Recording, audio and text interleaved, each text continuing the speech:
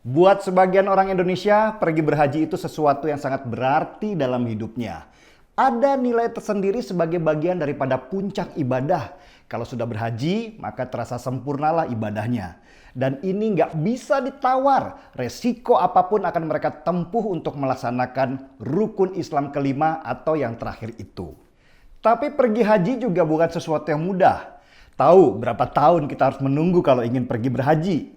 Dari data yang saya dapat, untuk naik haji yang standar atau reguler, sejak mendaftar orang harus menunggu 11 bahkan sampai 30 tahun lamanya. Kalau pengen lebih cepat, itu pun nunggu 3 tahunan ya. Daftar yang ONH+, nginepnya di hotel bukan di tenda-tenda. Emang berapa sih ongkos pergi haji? Kalau yang reguler atau standar sekarang ongkosnya 35 sampai 44 jutaan rupiah. Bandingkan dengan ONH Plus yang harganya bisa 150 juta sampai 180 juta rupiah per orang.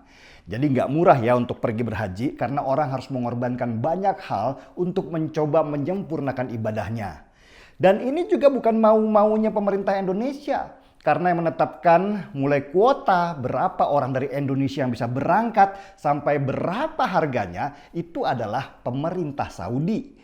Mereka lah yang mengatur siapa saja orang dan dari negara mana saja yang boleh masuk ke negaranya. Ibadah haji semakin lama waktu tunggunya dan semakin mahal. Mungkin ada saatnya kita sudah nggak mungkin lagi pergi berhaji karena waktu tunggunya yang bisa puluhan tahun dan ongkosnya yang sudah ratusan juta rupiah. Pertanyaannya, benarkah ongkos haji reguler atau standar itu hanya 35 jutaan? Ya, yang tercantum memang segitu, tapi kenyataannya ternyata lebih mahal. Mungkin banyak yang nggak tahu kalau selama ini pemerintah kita mensubsidi 50% ongkos naik haji. Biaya haji itu total sebenarnya adalah sebesar 71 juta rupiah. Masyarakat cukup bayar setengahnya dan setengahnya lagi dibayar oleh pemerintah. Dan tahu berapa nilai subsidi yang dikeluarkan pemerintah untuk haji reguler? Sebesar 6 triliun rupiah per tahun. Bahkan ada yang bilang biaya haji di Indonesia itu paling murah se-ASEAN. Dari sini saja kita bisa menilai kalau pemerintah kita sangat perhatian terhadap masalah haji ini dan gak main-main dalam pengelolaan dananya. Tapi meski begitu tetap saja kalau ada apa-apa pemerintah lah yang selalu disalahkan. Apalagi di zaman pemerintahan Jokowi ini. Nggak tahu dari mana ide mengatakan kalau dana haji kita tuh dipakai untuk pembangunan infrastruktur. Dana haji sejak masa pemerintahan SBY diinvestasikan lewat instrumen syariah. Pengelolanya bukan Kementerian Agama, tetapi Badan Pengelola Keuangan Haji atau BPKH. Sengaja dipilih investasi dengan muatan syariah karena ini berkaitan dengan dana untuk kegiatan agama. Kenapa dana umat untuk naik haji itu harus diinvestasikan?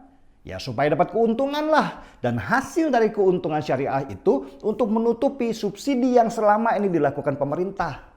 Lah kok diinvestasikan? Nanti kalau rugi gimana? Nggak usah khawatir, pemerintah kita itu bukan orang bodoh. Mereka pasti investasikan dana itu ke tempat investasi yang aman.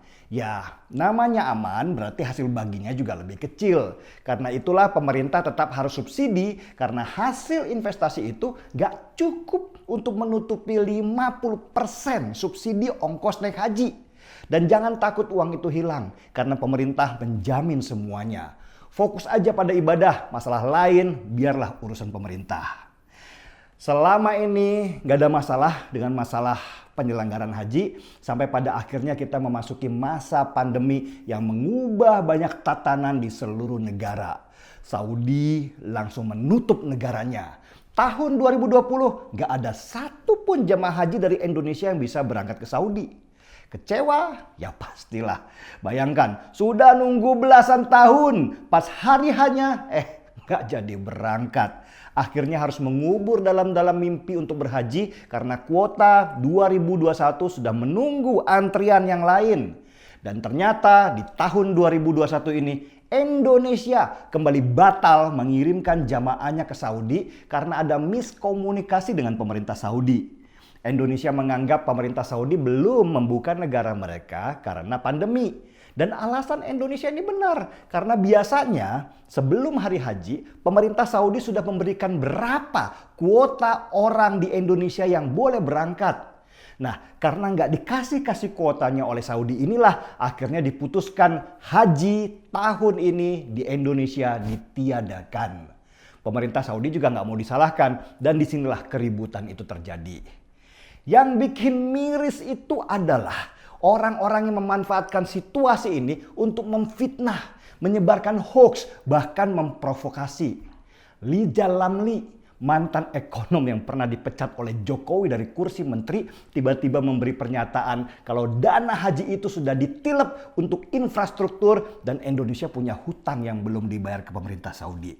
Pede lagi ngomongnya, tapi datanya salah. Mirip ketika Lija Lamli memberi keterangan kalau Ratna Sarumpait itu digebukin orang seolah dia ada di tempat kejadian perkara. Haikal Hasan lebih provokatif lagi. Dia men-tweet dengan model bertanya untuk menyamarkan model provokasinya. Dan salah satu pertanyaan dia adalah kenapa dana haji dipakai? Ini bahaya sekali. Ada orang-orang yang menari di atas kesedihan orang lain yang tidak bisa berangkat haji karena pandemi. Tweetnya kemudian dihapus dan Haikal Hasan minta maaf. Tetapi fitnahnya sudah menyebar kemana-mana dan dimakan banyak orang awam. Sudah seharusnya provokasi seperti yang dilakukan Lija Lamli dan Haikal Hasan ini dapat perhatian lebih dari polisi. Karena kalau model seperti ini dibiarkan dan tidak dihukum, bisa-bisa orang percaya kebohongan mereka. Kebohongan yang terus-menerus lama-lama akan dianggap sebagai kebenaran. Sampai sekarang trending di Twitter tagar tangkap Haikal Hasan. Mungkin sudah banyak orang yang muak dengan provokasi Haikal, tapi seolah dia dibiarkan. Semoga dalam waktu dekat ini kita bisa mendapat kabar baiknya. Mari kita seruput kopinya. Markiwal, mari kita kawal tangkap Haikal. Saya Denny Siregar, kita di acara Timeline.